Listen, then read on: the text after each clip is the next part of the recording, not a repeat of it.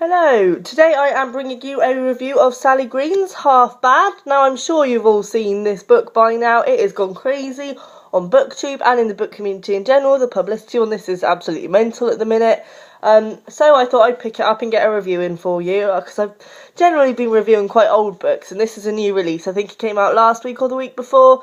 So thought I'd give you a review. I mean, most people have beat me to it anyway, to be honest, because they've all had advanced copies and whatnot, but even so, some of us aren't as privileged. This follows the story of Nathan Byrne, who is half white, half black witch, in a world where black witches are pretty much being exterminated.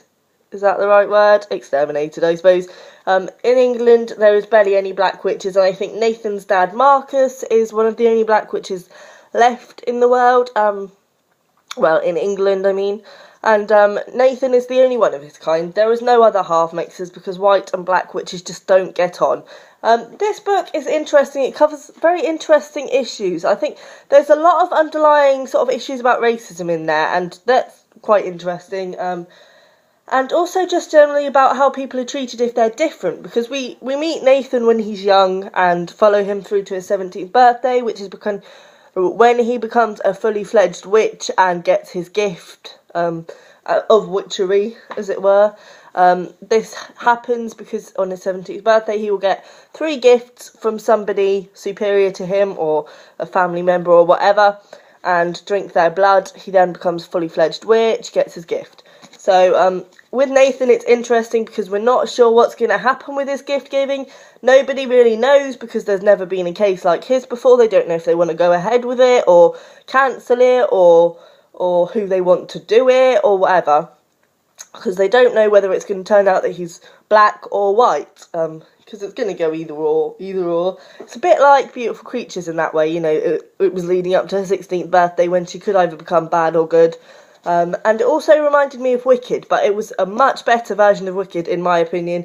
It was what I wanted Wicked to be, because it questions good and evil and, the stuff the white witches do to the black witches. Does that make them evil because they do some bad stuff, because they think the black witches are bad and they want to get rid of them, they torture them, etc, etc.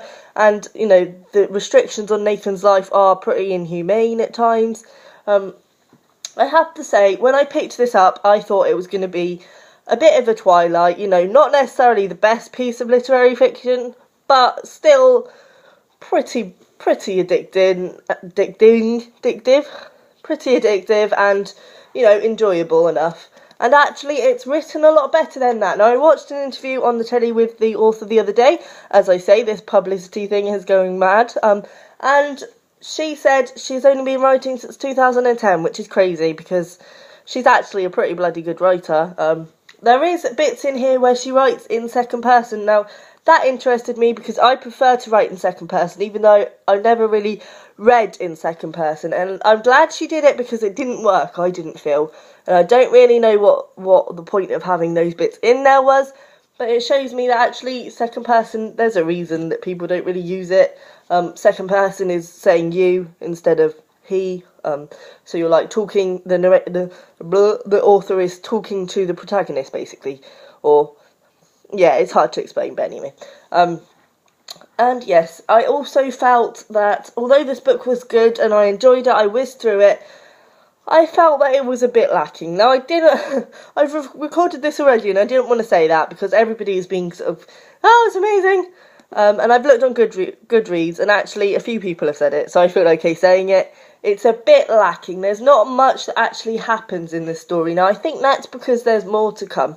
Half Wild, the second edition of this, the second one of this, is coming out next spring, which is a bit of a long wait. I've never really read a series before all of them have been out, but anyway. And, it kind of, I felt like it needed a little bit more. Like, I can understand they needed something to carry through to the next story, but I felt like it was a bit lacking. You're really enjoying it, and then you get about 3/4 of the way through, and you think, actually, what's happened here? Not a hell of a lot, but I still really recommend it. It is a good read, and I'm looking forward to the next one. It challenges some good issues, and it's well written, and I liked it. So yeah, I definitely recommend giving it a go. Bye.